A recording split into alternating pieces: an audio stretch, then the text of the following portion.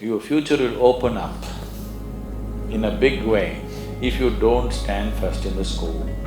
You really can look around, what can I do with my life? Form teams of 5 people, all of them give tuitions in each subject for themselves. People are approaching every aspect of life like this. Exam means they're having runs. I know this very well because my brother was running a pharmacy, in Mysore, and examination means everybody comes anti-diarrheal medicine and go to the exam because otherwise they'll shit in the examination hall.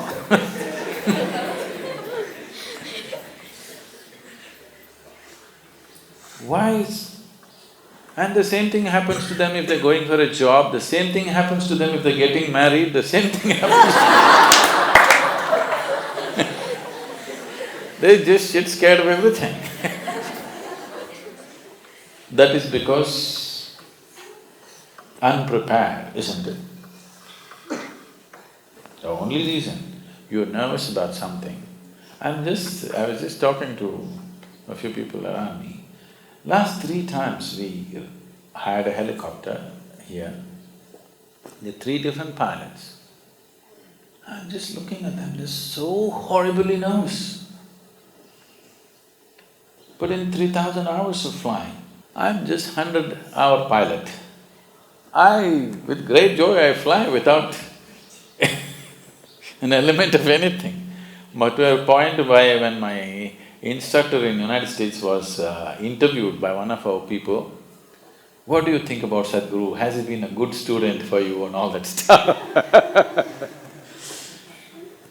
One thing he said was, my only concern about him is, he doesn't seem to be afraid of death. They asked, what do you mean by that? Said, even if we turn off the engine, he's smiling and doing what he has to do. This is one of the big things in a helicopter is auto-rotation. That is, you turn off the engine and come down without the engine and land, preparing for an emergency always. To make you understand what it involves is, in the training craft that we fly, if the engine goes off, for you to realize, see, realization takes some time. You're flying and flying, if the engine fails, for you to know the engine has failed to register, it may take 2-3 seconds. Because the rotor is still making noise, only a certain level of vibration is gone and the meters fall, of course. But if you don't observe the meters and if you're talking to somebody and you miss the vibration, you don't even know it's failed, but it gives you only a maximum of 7 seconds. 7 seconds is all you have to do 3 important maneuvers. If you don't do those 3 important maneuvers in those 7 seconds, you are as good as a dead man. You can enjoy the last flight. So when you're flying without warning, one of the trainings is they turn off the engine. So I just do what I have to do and I get very excited when the engine fails. And I did over 100 landings like that. So he said, I'm really scared for him because he has no fear. I said, this was my father's problem also, not just yours. My father used to knock his head and say, this boy has no fear in his heart, what will happen to him? I never understood why. Why is fear a qualification?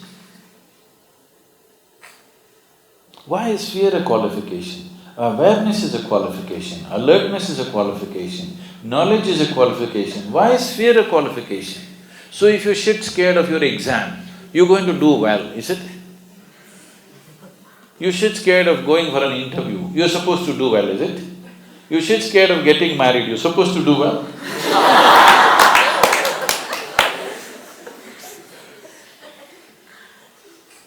I see people approaching everything like this.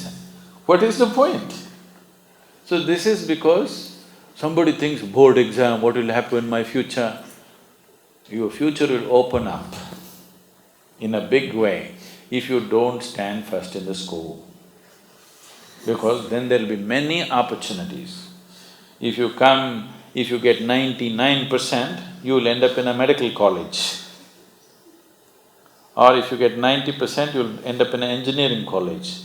If you get 65%, your life opens up. You really can look around, what can I do with my life?